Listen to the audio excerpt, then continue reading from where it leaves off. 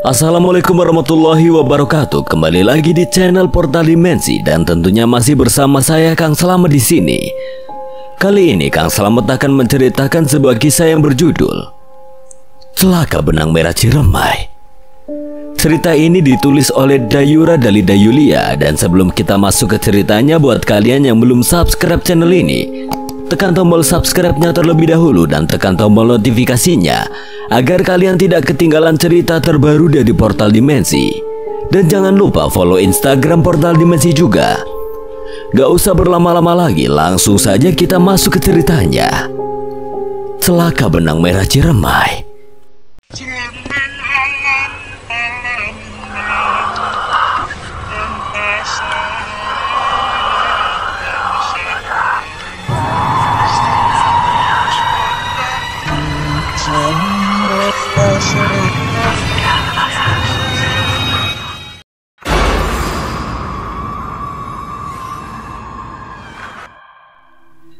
Aku membalas pelukannya sejenak, lalu kupaksakan perlahan untuk lepas.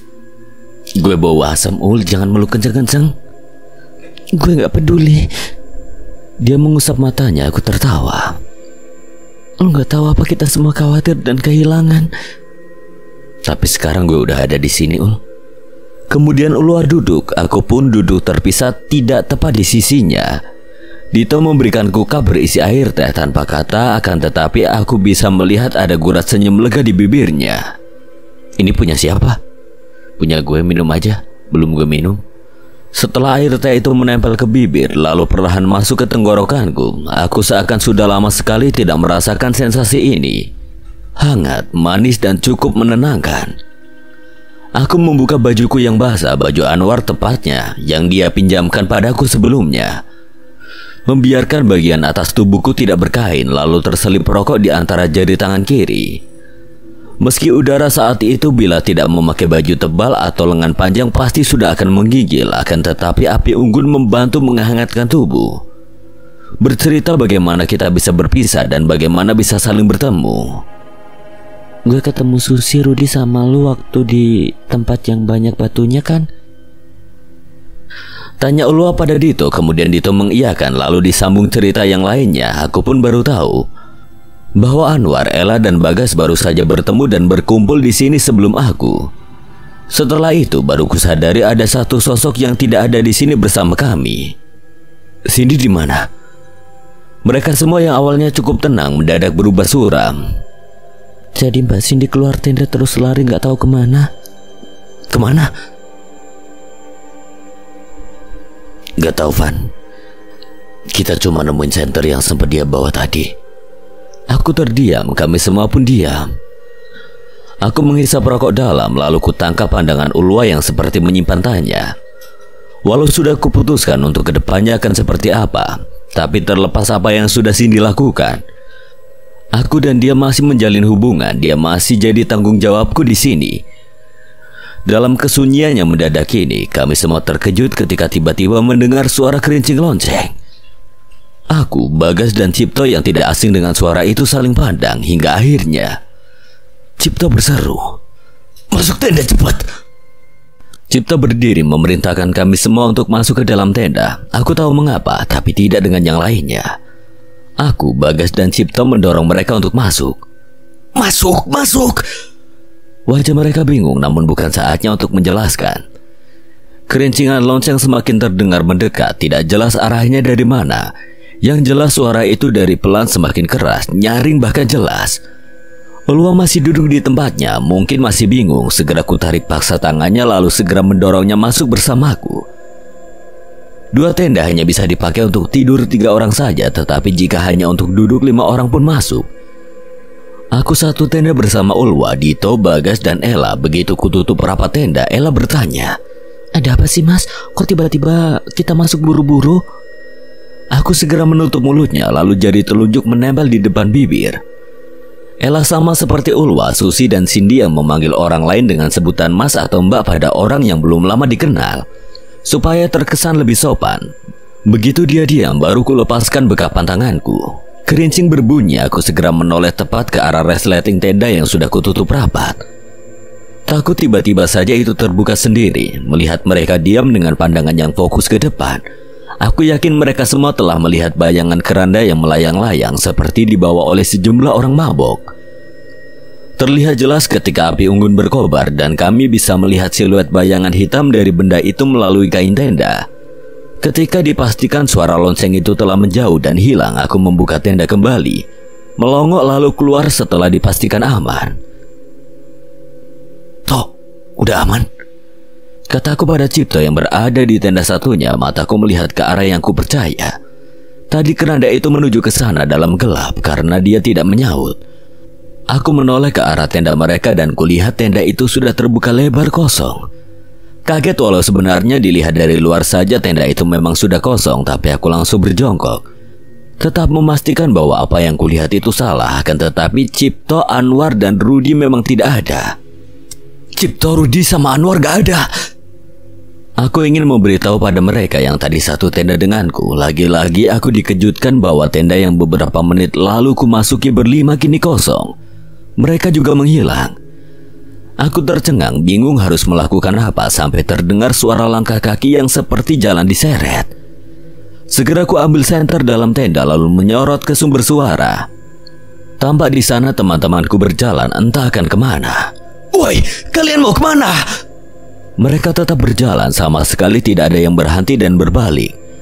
Aku berlari menuju tas karirku yang masih tergolek di tanah dari awal aku tiba. Kemudian mencari baju ganti yang aku bawa. Syukurnya bajuku terbungkus kantung kresek. Jadi meski tasku kehujanan, tidak semua basah ke dalam. Aku bergegas mengenakan baju itu lalu berniat berlari mengejar mereka. Baru saja aku siap berlari, dari arah di mana teman-temanku pergi muncul sosok hantu setengah badan bagian bawah. Kobaran api dari bawah telapak kakinya membuatku langsung membatu, takut. Tiba-tiba saja tanpa aku sempat mendengar suara kerincing lonceng terlebih dulu. Di belakangku muncul beberapa orang seperti warga setempat yang memikul keranda. Berulang kali aku menoleh ke sisi kiri dan kanan, merasa telah dikepung.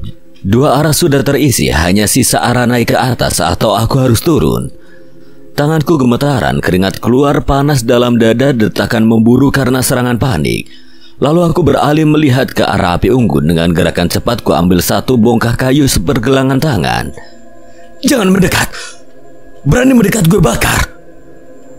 Aku mengacungkan bongkahan kayu yang ujungnya masih menyala api bergantian ke arah orang-orang yang memikul keranda, lalu ke arah sosok hantu setengah badan. Aku tahu apa yang kulakukan tidak akan berguna, namun entah dengan seperti apa aku harus membela dan melindungi diri. Orang-orang pucat itu menurunkan keranda yang ditutupi kain hitam. Mataku awas dari gerakan-gerakan mereka. Semuanya berjalan mendekatiku, bahkan ketika ku ayun-ayunkan bongkahan kayu di tangan pada mereka, itu sama sekali tidak menahan mereka untuk berhenti mendekat. Aku ketakutan sampai berjalan mundur dan jatuh terduduk. "Wih, apa-apaan ini?" Ketakutan semakin bertambah saat mereka membungkuk dan menghampiriku. Aku meronta tidak mau disentuh, tapi mereka tidak menghiraukannya. Sampai aku diangkat oleh mereka, digotong dan diletakkan di atas keranda yang sudah dibuka. Kemudian mereka tutup kembali secara paksa. "Tolong!" Terasa tubuh melambung, yang artinya mereka sudah mengangkat lagi kerandanya. Aku yang di dalam keranda menjerit histeris, memukul-mukul atap keranda yang melengkung tertutup kain. "Turunin gue! Hei, turunin!" Tubuhku terguncang-guncang hebat. Tidak tahu aku akan dibawa kemana. Ketika terasa tubuh merendah dan tenang, tidak terasa guncangan lagi, langsung kutendang atap keranda yang menutupi tubuhku. Akhirnya atap itu tersingkap jatuh. Orang-orang pucat yang menggotongku tidak ada. Tanpa menunggu lama lagi aku segera lari, tidak memikirkan langkah kakiku lari kemana. Pikiran sudah dipenuhi oleh kata selamatkan diri. Lariku begitu cepat sampai aku merasakan angin. Melewati semak belukar, kaki tangan terasa tergores oleh tumbuhan-tumbuhan berduri. Aku jatuh terjerembab. Tidak ingin berhenti, aku memaksa kembali bangkit, kemudian melanjutkan lari. Lari dalam gelap, mengandalkan senter yang untungnya tidak lepas dari genggaman sejak awal. Aku menaiki tanah yang semakin lama semakin menanjak. Kaki terasa pegal, berubah menjadi sakit sampai tidak kuasa lagi untuk diangkat. Jantung terasa berada di luar dada. Detaknya begitu kencang sampai terasa ke telinga. Barulah saat itu aku berhenti. Berpegangan pada pohon mengatur nafas yang tersengal-sengal. Kemudian aku menyorot senter lagi. Hanya ingin tahu saat ini aku berada di tempat seperti apa. Ketika aku perhatikan, aku seperti mengenal tempat ini. Ini jalur pendakian menuju puncak. Dengan lemas aku terbatuk-batuk berjalan keluar dari tempat yang semaknya rimbun. Lalu berhenti dan duduk di tengah jalur. Bernafas rakus, angin malam berhembus segar hanya karena tubuh sedang dalam keadaan panas dan gerah. Begitu ku amati lagi tempat ini, aku teringat bahwa seharusnya tempat ini sudah tidak ada pohon-pohon tinggi, apalagi semak belukar yang tebal. Segera aku mengarahkan cahaya ke arah tempat aku keluar tadi. Semua sudah berubah. Pohon tempatku menyender dan berpegangan, lalu semak belukar hilang. Tempat ini sudah berubah lagi selayaknya semestinya. Aku yang kelelahan merebahkan diri di tengah jalur. Dalam hati masih merasa was-was. Lalu di pikiran melintas pertanyaan. Apakah aku tidak akan bisa pulang? Aku terhenyak waspada ketika mendengar suara orang menyapu tepat berada di jalur bawah. Aku terkejut ketika aku sekarang sudah berada di tempat yang berbeda, tempat yang tidak jauh dari pos pengasinan. Dada berdebar lagi, padahal sebelumnya sudah mulai sedikit mereda. Aku melihat sosok nenek-nenek bungkuk berpakaian kebaya dengan bawahan kain jarik lusuh, rambutnya sangat panjang. Gimbal tebal rupanya suara menyapu yang kudengar berasal dari rambutnya yang terseok-seok di tanah. Nenek-nenek itu mengelus-elus bunga edelweiss yang lebat. Menyayanginya seperti sedang mengelus kepala anak kecil. Perlahan aku berdiri, tapi sialnya, tangan yang sudah menyorot ke arah sosok nenek itu gemetaran, membuat cahaya dari senter juga acak-acakan. Merinding hebat saat ku dengar sosok nenek bungkuk itu menangis mengusap tanah di mana bunga edelweiss bercecer. Jantungku terasa berhenti mengingat ceceran bunga edelweiss itu adalah bekas Cindy yang memetik. Lalu ketika ku tegur, dia marah, meremas bunga tersebut lalu melemparkannya ke udara. Aku sangat yakin sosok itu menangisi bunga-bunga itu yang kini tercecer berantakan di tanah. Nenek itu tiba-tiba berhenti menangis, kepalanya yang membungkuk perlahan terangkat. Hingga akhirnya, bayangan yang sempat terpikirkan di pikiran tidak mau kulihat akhirnya pun terjadi. Wajah hitam buduk dengan mata yang putih, sangat putih sampai ketika terkena cahaya senter yang aku sorotkan matanya seakan menyala, memancarkan sinar. Aku sontak berteriak lalu berlari naik ke atas ke arah puncak, merinding hebat tidak tertahankan. Kemudian setelah cukup lama aku lari, aku berhenti karena nafas yang terasa hampir putus.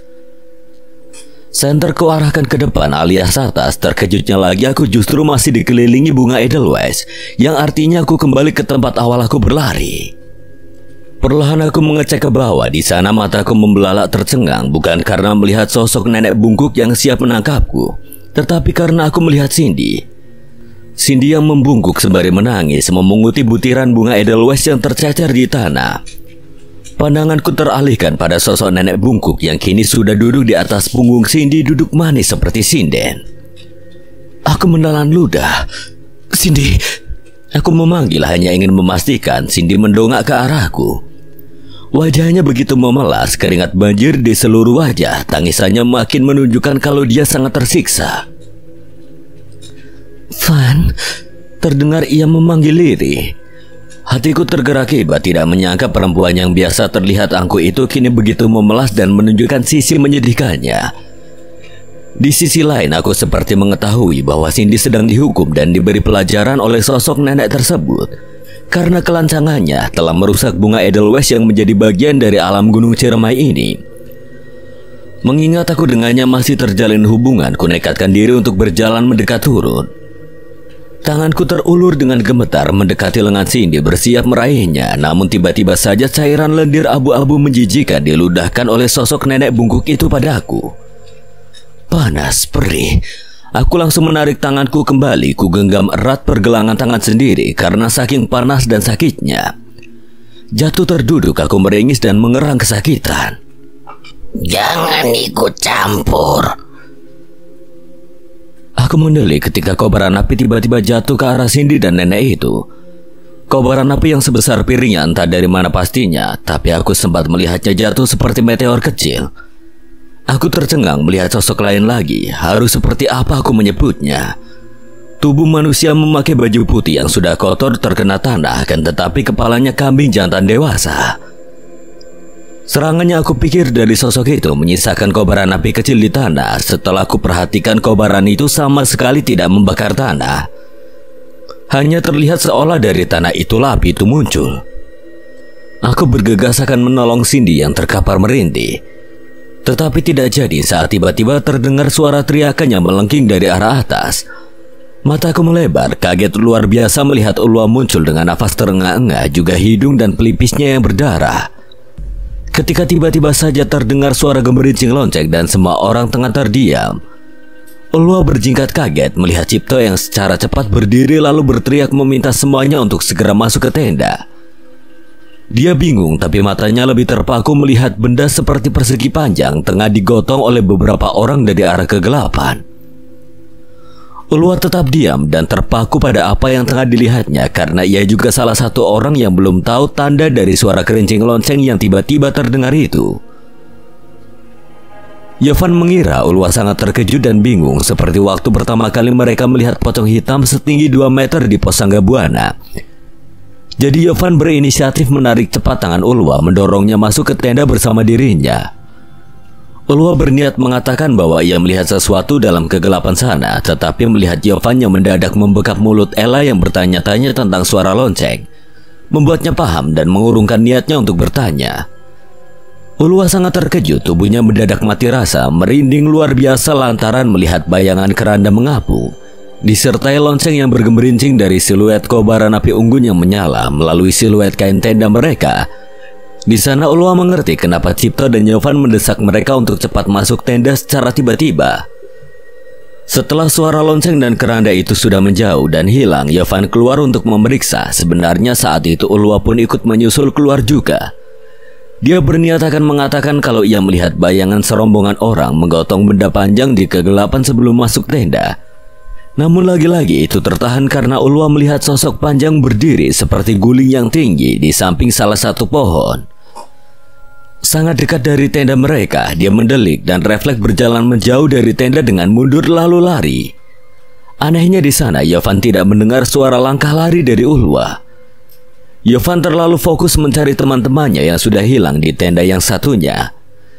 Tepat ketika Yovan membungkuk lalu berjongkok melihat ke dalam tenda di mana teman-teman yang tidak satu tenda dengannya telah hilang.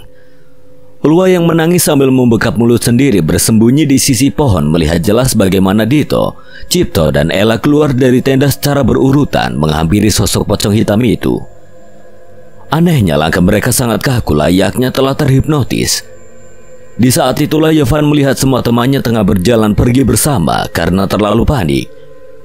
Dia sampai tidak menyadari kalau di rombongan temannya yang berjalan itu sama sekali tidak ada Ulwa. Ulwa masih bertahan dalam persembunyiannya. Dia pun ikut merinding ketika Yovan dikepung oleh beberapa orang berwajah pucat yang menggotong keranda dan hantu setengah badan. Menyaksikan bagaimana Yovan membela diri dengan sebongkah kayu yang diambilnya dari api unggun juga ketika Yovan digotong paksa dan diletakkan di atas keranda lalu digotong kembali dan dibawa pergi. Gadis itu mendengar jelas teriakan Yovan yang memberontak meminta tolong. Melihat Yovan dibawa pergi, Ulwa nekat mengikuti. Dia merasakan bagaimana rasa dingin yang sangat berbeda saat ikut menembus kabut putih tebal seperti asap kebakaran. Setelahnya ia melihat tutup keranda yang sudah terguling bersama Yovan yang sudah berlari. Tanpa pikir panjang, Ulwa berlari mengejar Yovan tanpa penerangan, hanya bisa mengandalkan cahaya senter yang berantakan. Saat Yovan tengah berlari, di mana cahaya itu terlihat artinya di sana Yovan berada. Ulwa terjatuh beberapa kali, dia meringis, menangis tapi bangkit lagi mengejar Yovan. Sampai matanya tidak lagi melihat cahaya senter dari pemuda itu, dia terjebak dalam gelap. Hanya hitam pekat dan akhirnya Ulwa yang nekat terus berlari harus menabrak pohon dan jatuh. Ulwa terdiam sejenak, dia menangis memegangi lutut, rasa cairan mengalir dari hidung dan pelipis yang terkantuk ranting saat beberapa kali jatuh sebelumnya. Dan karena dia menabrak pohon, hidungnya berdarah. Ulwa mendengar teriakan Yovan saat itu pun tangisnya berhenti. Dia percaya Yovan berada tidak jauh darinya. Dia kembali berdiri berpegangan pada pohon yang ditabraknya lalu meraba udara seperti orang buta. Langkahnya berhenti lagi. Ulwa menangis kesekian kali. Kakinya gemetar merinding sampai pucuk kepala. Jangan ganggu saya. Saya cuma mau cari teman saya aja. Tolong jangan nyakitin saya minta maaf. Tiba-tiba saja tangannya yang terulur mengambang di udara mencari sesuatu untuk dipegang. Justru ada yang mengulurkan tangan dari arah berlawanan. Tangan itu tersentuh. Ulwa semakin menangis, tetapi dia memberanikan diri memegang tangan itu karena gadis itu merasa pemilik tangan memang sengaja agar tangannya digapai oleh Ulwa. Tangan itu tidak berbeda seperti tangan manusia biasa, namun dari kulit dan urat atau otot yang menonjol pada punggung tangan. Ulwa bisa menebak bahwa yang digenggam dan tengah diraba-raba olehnya adalah tangan laki-laki. Ulwa memekik saat tangannya ditarik kasar secara tiba-tiba, kemudian dalam waktu singkat dia terkejut karena sudah berada di jalur yang tidak ada tumbuhannya. Dia melihat jauh di bawah sana ada sorot senter, lalu terdengar teriakan Yovan. Inisiatif Ulwa langsung turun, dan begitulah awal dia melihat Cindy, nenek bungkuk berambut panjang dan gimbal, juga Yovan yang terduduk di tanah. Ulwa yang melihat sosok manusia berkepala kambing terbang mengapung di udara setinggi 10 meter. Memang tidak terlalu jelas, tetapi temaram abu dari langit pagi ditambah cahaya dari api yang dikeluarkan makhluk tersebut sedikit membuatnya bisa melihat dari bentuk kepalanya. Tak lama sosok itu mengeluarkan bola api lalu melemparkannya tepat ke arah Cindy dan nenek bungkuk yang sedang duduk di atas punggung Cindy. Sedang Cindy masih memunguti ceceran bunga edelweiss di tanah, Ulwa panik. Dia langsung berlari turun secepat mungkin. Ketika serangan dari makhluk manusia berkepala kambing itu mengenai Cindy dan hantu nenek itu secara telak, Ulwa melihat sosok manusia berkepala kambing dan di atas kembali mengeluarkan api di tangannya. Karena itulah Ulwa berteriak mencegah Yovan untuk bergerak turun menyelamatkan Cindy. Yovan terkejut setelah melihat Ulwa tiba-tiba muncul dalam keadaan yang berantakan, berdarah di bagian pelipis dan hidung. Lu kenapa? Seru Yovan dari tempatnya berdiri. Mata Ulwa melihat ke arah atas lalu melihat lagi ke bawah, ke arah Yovan dan Cindy. Wajahnya tampak khawatir yang sangat teramat. Melihat Ulwa yang seperti itu, Yovan akhirnya ikut melihat kemana mata gadis itu berganti memandang. Mata pemuda itu membelalak seketika saat sosok manusia berkepala kambing meluncurkan api ke arah mereka. Ulwa berteriak mengatakan awas. Tiba-tiba serangan dari atas ditangkis oleh hantu nenek bungkuk menggunakan tongkat kayu berwarna hitam. Entah didapatkan dari mana karena sebelumnya benda itu sama sekali tidak terlihat di genggaman sosok tersebut. Api seketika berubah menjadi cahaya oranye kemerahan. Setelah itu hening. Ulwa tidak melihat hantu nenek itu, pun sosok yang mengambang di atas sudah tidak ada. Segera gadis itu turun menghampiri kedua temannya, Yovan dan Cindy. Van, lu gak apa-apa? Lu kenapa? Gue cuma jatuh tadi, gak apa-apa. Dia mengelap darah di hidung dengan sweater kardigan dengan lengan panjang berwarna abu-abu yang dia kenakan. Sedang Yovan dia memperhatikan dengan tatapan ikut merasa sakit. Lu jatuh dari apa? Kenapa sampai berdarah gini? Tadi. Keduanya menoleh ke bawah dan terkejut melihat Cindy ternyata masih ada di sana. Bergegas keduanya segera menghampiri Cindy. Yovan membantunya untuk duduk dengan satu tangan berada di punggung, menahan agar Cindy bisa duduk dengan benar. Mbak, gimana keadaannya? Cindy belum menjawab. Dia menangis memijat pundak sendiri dengan wajah yang banjir oleh keringat. Setelah mendapatkan kesadaran, Cindy menangis. Ulwa langsung memeluk menenangkan. Yovan, Mbak, Yovan. Dia menangis memeluk Ulwa menyebut nama Yovan berulang kali dalam tangisannya. Ulwa menatap Yovan, begitupun Yovan menatap Ulwa. Mereka berdua memiliki pikiran sama, yaitu Cindy belum sadar bahwa Yovan sekarang berada bersamanya. Kenapa Yovan, Mbak? Mbak, aku gak nemuin Yovan. Aku pengen minta maaf sama dia. Aku pengen minta maaf. Gue di sini. Tangisan Cindy berhenti saat mendengar suara yang ia kenal berada di belakangnya. Yovan melepaskan tangannya yang menahan punggung Cindy lalu berjalan hati-hati dan duduk di sampingnya. Cindy tertegun diam lama sampai akhirnya ia berhambur mengalungkan kedua tangan di leher Yovan. Menangis histeris mengungkapkan sedikit rasa bersalahnya dari tangisan itu. Yovan tak membalas pelukan itu. Dia menepuk-nepuk pundak Cindy dan sesekali mengacak rambutnya yang terikat sepanjang punggung. Ulwa diam menahan rasa tidak nyaman menyaksikan mereka. Yovan melihat Ulwa, tetapi gadis itu segera memalingkan pandang. Tak lama menyadari Yovan menatapnya. Sebenarnya Ulwa ingin menanyakan maksud dari kehamilan Cindy yang katanya bukan bersama Yovan, tetapi Ulwa sangat paham dan begitu mengerti bahwa sekarang bukanlah waktu yang tepat untuk itu. Yovan, Cindy dan Ulwa berjalan menuruni jalur yang sudah dilalui sebelumnya. Bahkan sebelum mereka sampai di base camp harus mereka lalui lagi. Melewati pohon-pohon bunga Edelweiss, Ulwa berjalan paling depan sementara Cindy di tengah dan Yovan paling belakang. Cindy menatap dalam bunga Edelweiss sembari berjalan. Ketika pucuk bunga itu akan menyenggol tangan atau lengannya, dia segera menghindar, seolah tidak mau lagi menyentuh bunga itu secuil pun. Yovan di belakang diam-diam menerka bahwa dari kejadian yang sudah dialami mereka tadi telah membuat gadis angkuh itu seperti memiliki trauma dengan bunga abadi tersebut. Langit temaram abu kini berubah perlahan menjadi biru. Alam perlahan akan terang dan tidak lama setelah itu mereka yang berjalan menyadari kalau jalur yang tengah mereka telusuri itu bukan jalur sebenarnya. Ini kita sebenarnya mau kemana ya, Van? Ini bukan jalur turun yang kita lewati sebelumnya waktu muncak kan? Mereka berhenti. Yovan terdiam melihat sekitar lalu matanya menyipit melihat tenda. Itu tenda kita bukan? Cindy dan Ulwa menoleh ke arah yang sama. Ya, itu tenda kita. Akhirnya mereka memotong jalan dan berjalan ke semak menghampiri tenda. Ketiganya terkejut melihat teman-temannya tertidur di tempat acak, tetapi tidak terlalu jauh dari tenda berdiri. Yovan, Cindy dan Ulwa membangunkan mereka. Semuanya bangun dalam keadaan bingung, tidak mengingat apa yang terjadi. Yovan dan Ulwa yang melihat bagaimana kejadian semalam begitu pelik, kompak memilih tetap bungkam. Anwar yang terbangun dari tidur langsung merasa haus. Dia berjalan ke tenda dan mengambil persediaan air. Meminumnya lumayan banyak, seperti tidak minum berhari-hari.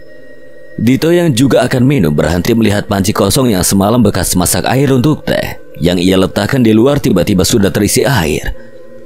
Padahal semalam tidak hujan. Karena hujan harusnya pakaian mereka basah karena tidur acak di luar tenda. Susi menatap Anwar yang sedang minum, lalu Anwar menyadari tatapan itu segera menoleh.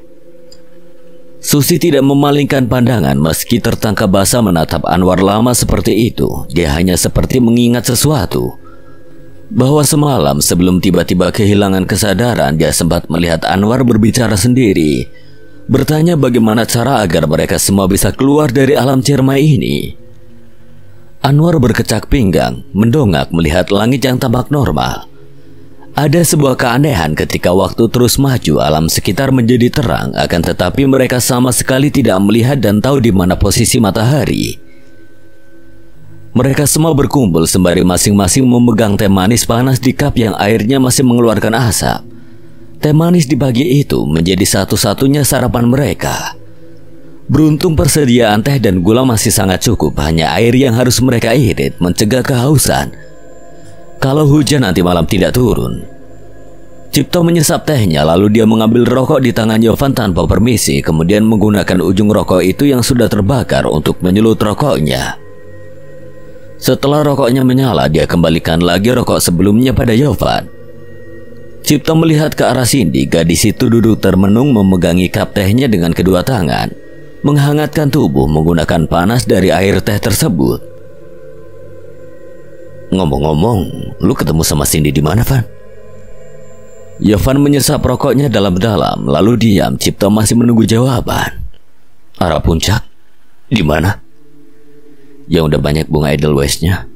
Lah, jauh banget kok bisa lu sampai sana, Sin? Terus lu, kok bisa lu sama Cindy sama Yovan? Gue juga nggak tahu gimana, tapi emang kita ketemu di sana. Ulwa bukan dia tidak mau menceritakan semuanya, tapi Ulwa juga mempertimbangkan cerita ketika melihat sosok-sosok tak masuk akal semalam. Iya, jika ia ceritakan itu tidak akan apa-apa, tetapi apabila imbasnya pada keselamatan mereka semua, siapa yang harus disalahkan nanti? Pikirnya begitu. Bagaimanapun Ulwa masih mengingat dengan jelas perkataan Yovan tentang apapun yang mereka lihat selama masih di gunung yang bersangkutan. Sebaiknya tetap diam, simpan cerita itu untuk nanti kalau mereka sudah turun dengan selamat. Hening sesaat, tidak ada obrolan lagi. Mereka semua menunduk, melihat apa saja yang sebenarnya bukan itu yang mereka lihat. Seperti Cindy, dia sejak tadi melihat kepulan asap putih tipis dari teh miliknya, tetapi bukan itu yang ia lihat sebenarnya. Matanya kosong mengingat bagaimana ia dihukum oleh sosok nenek bungkuk tadi malam. Cindy menghembuskan nafas berat. Lintasan ingatan awal pertama Cindy bisa bertemu dengan nenek itu muncul kembali. Saat ia terbangun dari pingsan baru saja membuka mata, Cindy dikejutkan dengan sosok nenek yang berdiri di ujung kepalanya. Siapapun yang lancang harus mati. Setelah itu ingatannya terputus dan dia tersadar ketika sudah membungkuk bersama sosok nenek itu yang sudah duduk di atas punggungnya. Tangannya bergerak sendiri memungut bunga edelweiss yang tercecar karena ulahnya. Mata gadis itu memejam. Kalau aja Yovan gak ada, apa mungkin gue bakal selamat? Semuanya memang sengaja diam, bukan karena tidak ingin mengobrol sesuatu untuk mengisi keheningan, tetapi semua sudah sadar bahwa mereka sedang berada di tempat yang tidak seharusnya. Anwar terkejut ketika matanya tak sengaja melihat sesuatu melingkar di jari manis kiri tangan Yovan. Tak lama mengamati, dia menatap ke arah Cipto, lalu mengangguk paham menghisap dalam-dalam rokok di jari. Kemudian asap keluar dari hidung dan tiupan tipis di mulutnya. Aku pengen pulang. Semua orang langsung menoleh ke arah sumber suara. Ella duduk gemetaran lalu menangis. Kenapa, Mbak? Aku mau pulang, Mbak. Aku mau pulang. Dia menunduk menenggelamkan wajah di antara lutut. Semuanya menghela nafas bingung. Kita bisa pulang kalau kita udah ngurusin masalah kita di sini. Masalah kita? Seperti yang gue bilang sebelumnya, kita sekarang itu udah kayak benang kusut. Kalian kok bisa sih pergi ke alam kayak gini, malah bawa masalah pribadi? Mending kalau masalah kalian gak nyeret orang lain. Lah ini kita yang gak tahu apa-apa yang kebawa-bawa. Anwar berkata demikian tidak menggunakan intonasi yang tinggi, tetapi sepertinya beberapa orang yang dimaksud olehnya langsung merasa. Mereka yang tidak paham dan tidak merasa hanya bisa menebak-nebak kesalahan sendiri mengingat apa yang sudah mereka lakukan. Salah di bagian mana dan siapa yang dimaksud oleh Anwar? Ella menangis lebih keras membuat semuanya heran dan bingung terkecuali Anwar. Mereka semua memutuskan untuk tetap diam di tempat camp. Karena sudah berkumpul kembali, kini mereka mendirikan tenda satu lagi.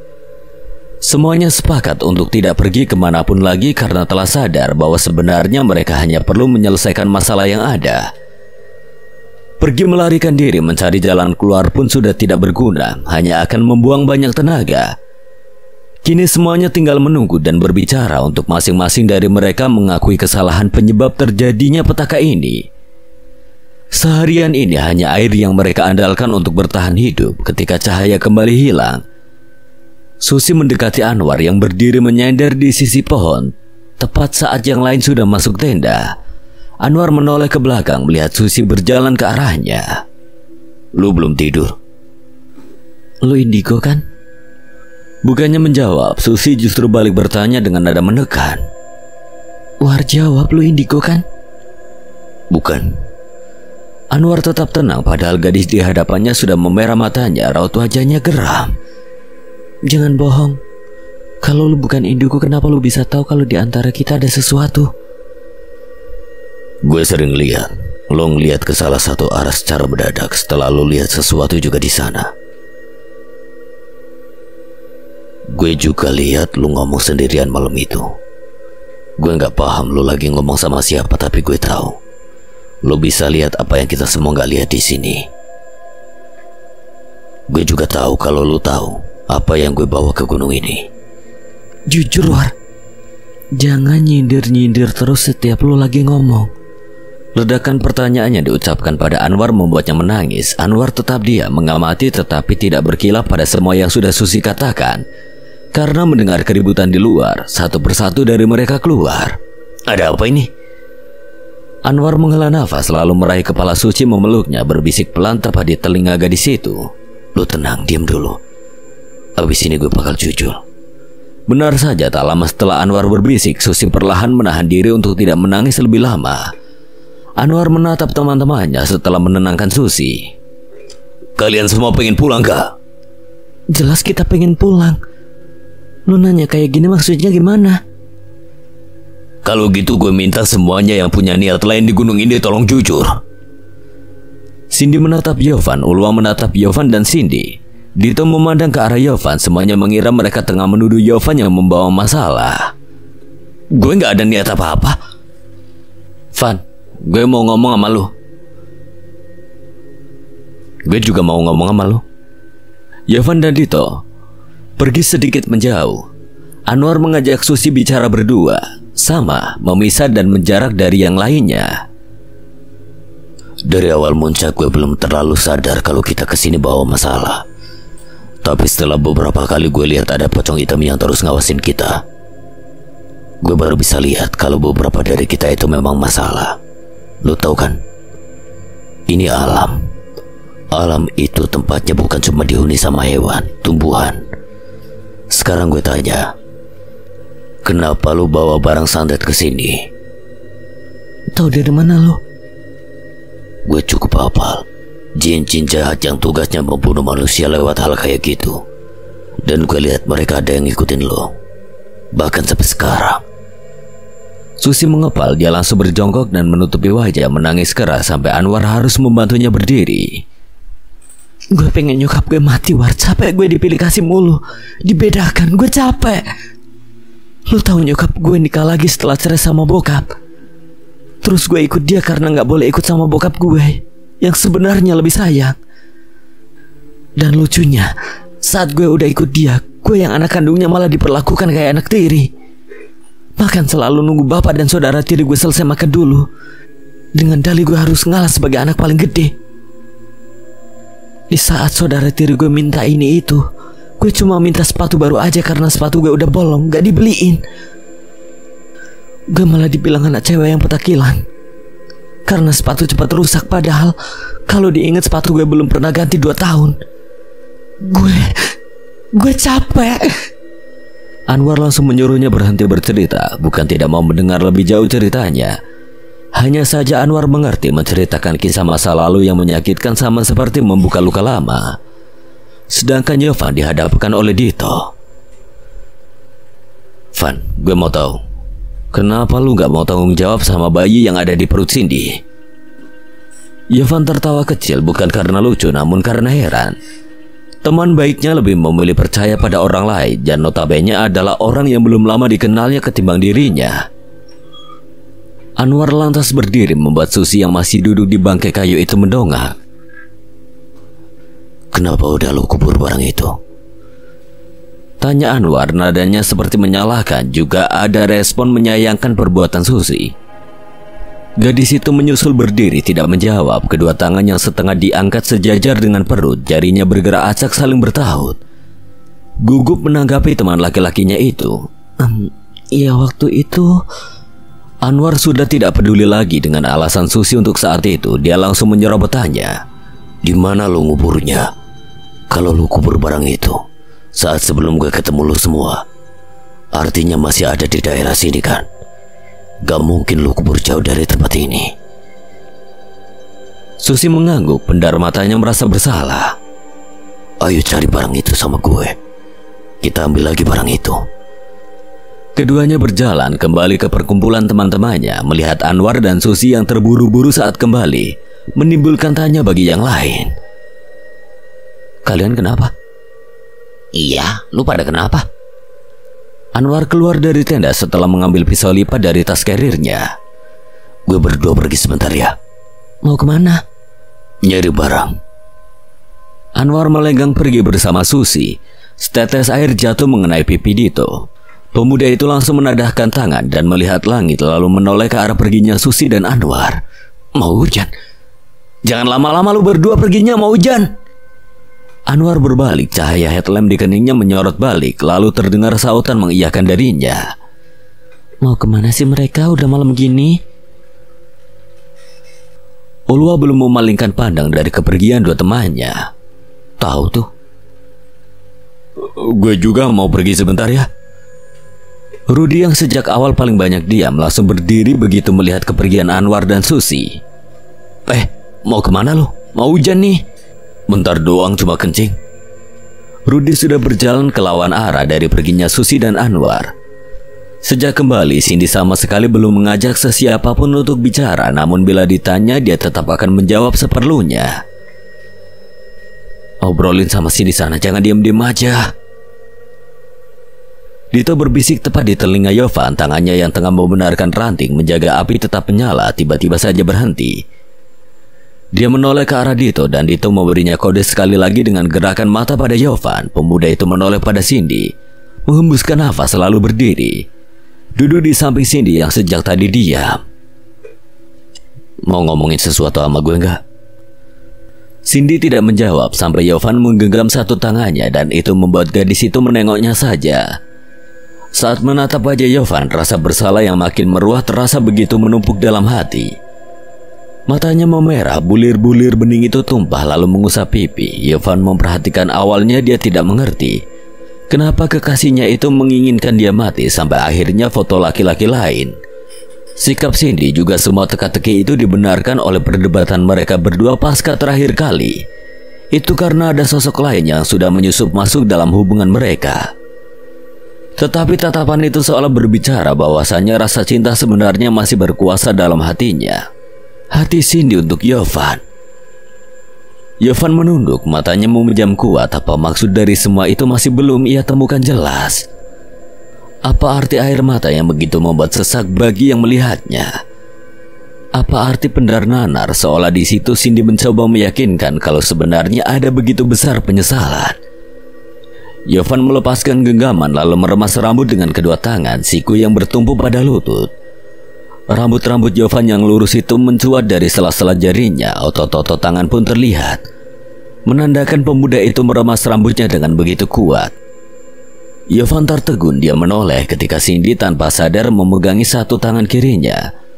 Berusaha melepaskan cengkeraman itu, dilihatnya gadis itu masih meneteskan air mata kemudian menggeleng. Memberitahu Yovan bahwa ia tidak suka Yovan menyakiti diri seperti itu, hampir terlena kalau saja Yovan tidak mengingat. Langkah apa yang harus ia ambil berikutnya? Dia membentengi diri lagi terus berdeham. Ada yang mau gue obrolin sama lo? Cindy menggeleng menolak. Dia meraih tangan Yovan, membuka lebar telapak tangannya, kemudian menggerakkan jari telunjuknya di situ. Yovan memperhatikan. Maaf, kata itu yang terukir tanpa tinta dari gerakan jari telunjuknya. Pemuda itu hanya diam memperhatikan Cindy. Dia melepas tangan Yovan kemudian membekap mulut dengan satu tangan, menangis hebat tanpa suara. Yovan meraih bahu Cindy lalu memeluknya. Pada sebenarnya dia sendiri pun kesulitan menahan dan mengendalikan sakitnya sendiri. Mau dia adalah perempuan atau laki-laki, urusan hati tidak bisa dianggap enteng dengan kata siapa yang harus lebih kuat. Sebab bila hati sudah bermain lalu cedera, maka tetap luka itu tidak bisa dilihat oleh mata. Tak jauh dari tempat Yovan dan Cindy, Ulwa memperhatikan dengan perasaan yang sulit dijelaskan. Matanya berembun ketika ia yakin teman-temannya tidak memperhatikan. Ia mengusap air yang akan lolos dari mata dengan punggung tangan secara cepat. Kemudian kembali menghangatkan tubuh dengan cara menghadapkan telapak tangan pada api unggun. Ulwa melupakan tentang Ella, gadis yang sejak tadi selalu berada di sampingnya duduk dekat dengannya. Diam-diam memperhatikan kemana arah pandang Ulwa mengarah, meski hanya lirikan atau tolehan sekilas. Itu tetap tertangkap jelas kalau Ulwa terus memperhatikan Cindy dan Yovan. Ella bahkan tahu air mata yang diusap Ulwa tepat tak lama saat Yovan memeluk Cindy. Mbak Ulwa? Ella berusaha memanggil Ulwa, tetapi Ulwa tidak menjawab. Dia pun memanggil sedikit lebih keras karena ia kira Ulwa tidak mendengarnya. Sang pemilik nama terkejut lalu menoleh cepat pada Ella. Kenapa mbak? Ella menggeser posisi duduk lebih menempel dengan Ulwa lalu ia berbisik. Mbak, sejak tadi aku perhatiin mbak kayaknya ngeliatin Cindy sama Mas Yovan terus. Ulwa terkejut, dia sempat gelagapan menjawab. Enggak. Ya aku ngeliatin mereka karena mikir apa masalah mereka udah kelar diobrolin apa belum gitu. Ella mengangguk, dia mengiyakan walau pada aslinya dia tahu bukan itu alasan utamanya. Tetapi karena tidak mau banyak bicara, apalagi menekan seseorang yang sedang menahan rasa, karena itu Ella memilih diam. Dia lebih memikirkan kenapa ketika ia melihat ke arah Acak kerap kali melihat sosok pocong dengan wajah yang sama seperti dirinya. Seperti sekarang, Ella menoleh ke belakang tenda. Dari cahaya api unggun yang cukup besar dan meliuk-liuk tersenggol angin, berdiri sosok putih berbentuk guling. Wajahnya sama seperti wajah Ella. Gadis itu meringis, selalu mengapi tangan Ulwa secara tiba-tiba, membuat Ulwa kaget dan menanyakan kenapa. Namun jawaban Ella hanya gelengan cepat. "Di sini yakin lo?" tanya Anwar ketika berhenti di salah satu tanah yang bersih sebesar satu kotak keramik. Di antara hamparan tanah yang tertutup rapat oleh dedaunan kering juga kuning dari pohon-pohon di sekitar. "Iya, di sini." Anwar berjongkok, dia mengambil pisau dari saku jaketnya lalu mulai mengeduk tanah yang sebelumnya Susi gali dan kubur. Tak lama ujung pisau itu menggali tanah, kain hitam yang dikubur Susi sebelumnya terlihat. "Nah itu, War." Susi yang mulanya berdiri bergegas jongkok, dia menggaruk-garuk tanah lalu segera mengambilnya kembali. Setelah didapat, dia menatap benda itu dengan mulut sedikit terbuka, matanya berkaca-kaca. Dia mendekap benda terkutuk tersebut, lalu menengadah ke langit seperti baru saja berhasil mencegah bencana yang mungkin saja akan muncul lebih besar. Tiba-tiba Anwar berdiri dengan gusar. Ia menatap sekitar, membuat Susi yang tengah bersyukur itu mengernyit. "Anwar, lu kenapa?" Anwar menyuruh Susi untuk segera bangun menggunakan instruksi gerakan tangan saja. Lantas gadis itu pun berdiri dengan bingung.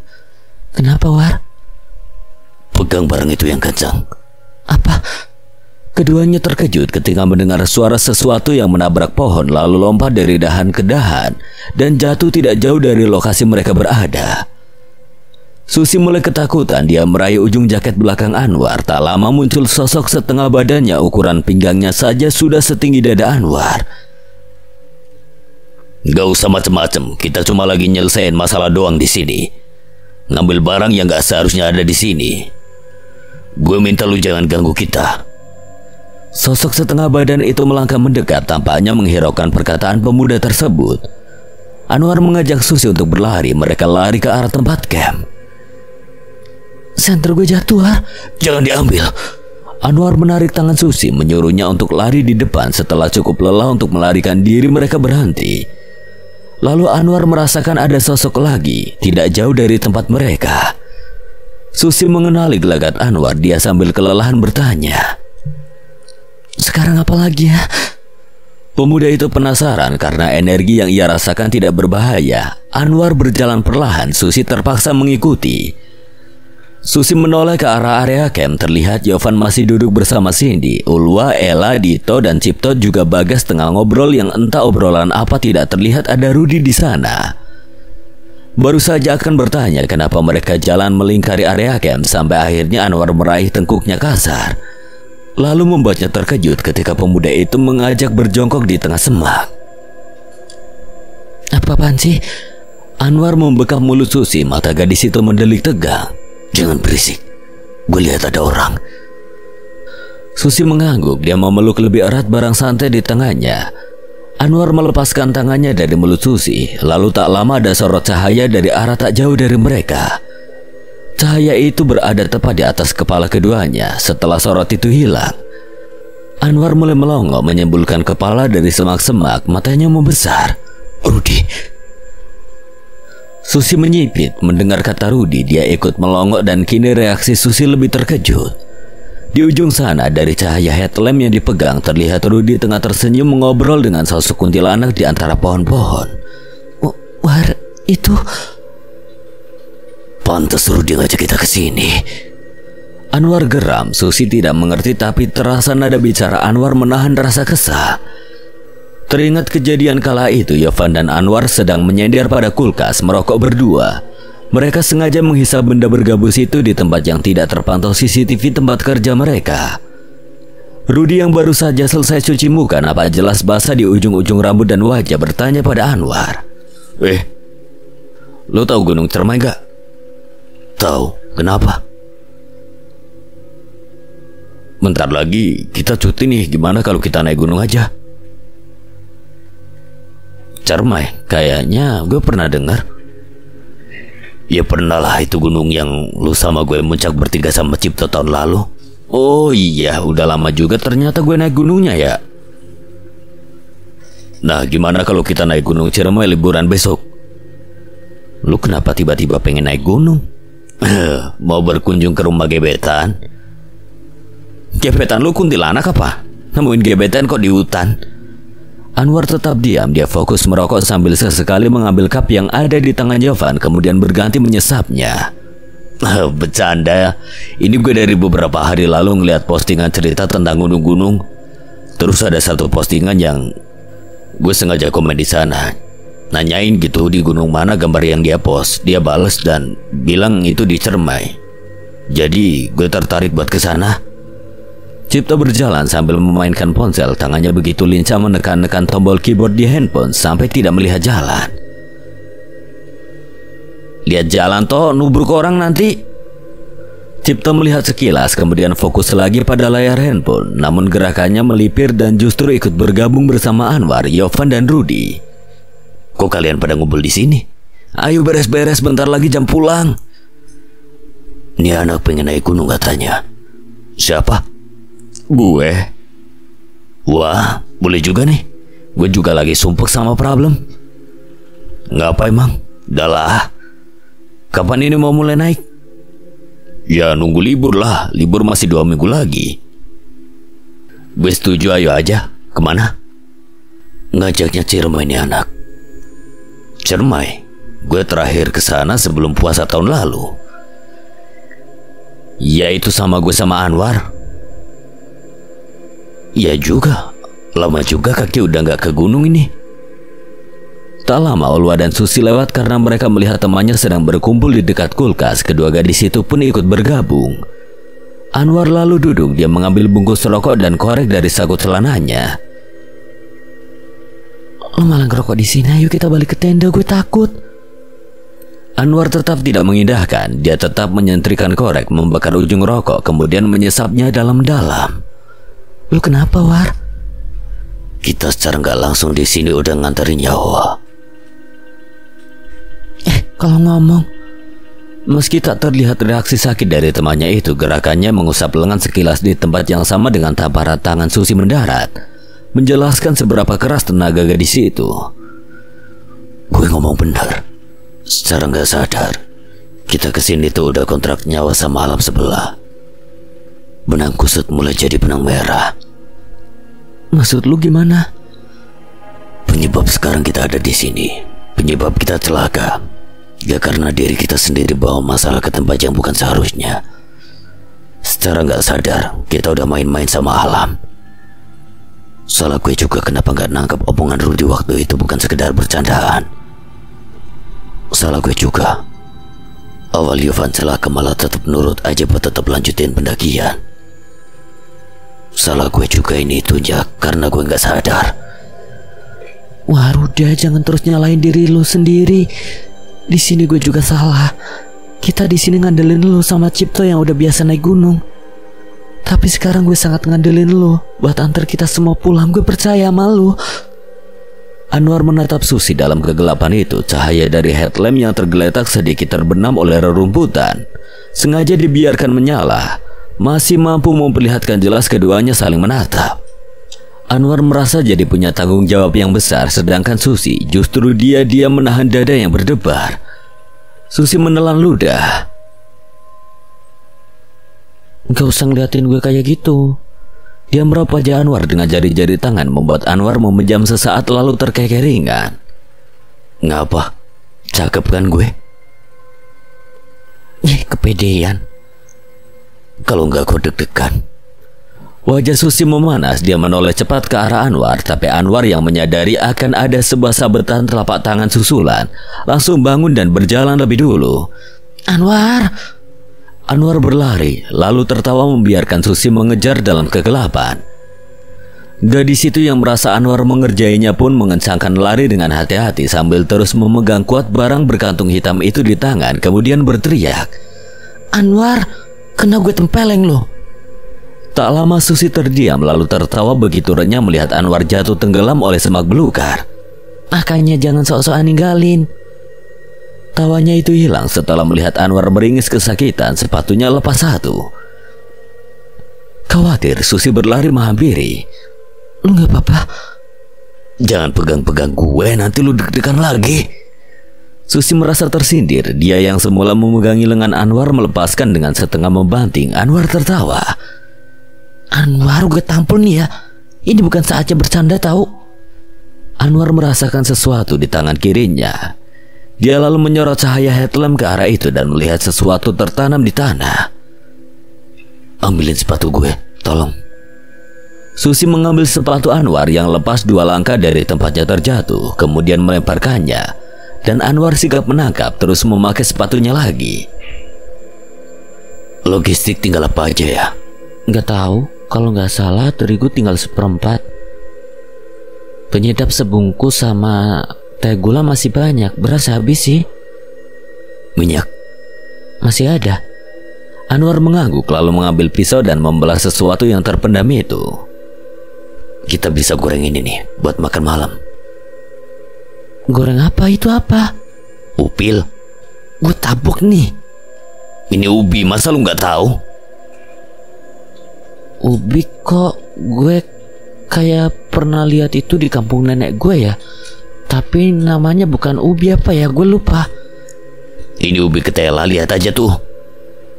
Anwar mencabutnya lalu memperlihatkan pada Susi bekas belahan pisaunya. Bentuknya memang tidak seperti ubi pada umumnya, tapi dalamnya memang seperti ubi, tetapi pohonnya yang agak lain bagi Susi. Wah, mending jangan deh. Gue agak ragu kalau itu ubi, soalnya masa iya ubi banyak rambutnya gitu? Banyak akar-akarnya, kayak apaan aja? Ya positif aja, ini kan di hutan. Justru itu di hutan mana ada pohon ubi. Ya udah, kalau lu nggak mau, nanti matang jangan minta ya.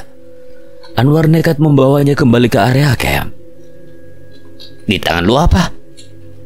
Ubi? Oh, ubi. Siapin penggorengan, kompor gas masih ada kan? Terigu sekalian, gue mau goreng ini. Dia pergi menepi untuk mengupas ubi itu, lalu Susi datang memberinya wadah dan air secukupnya untuk mencucinya.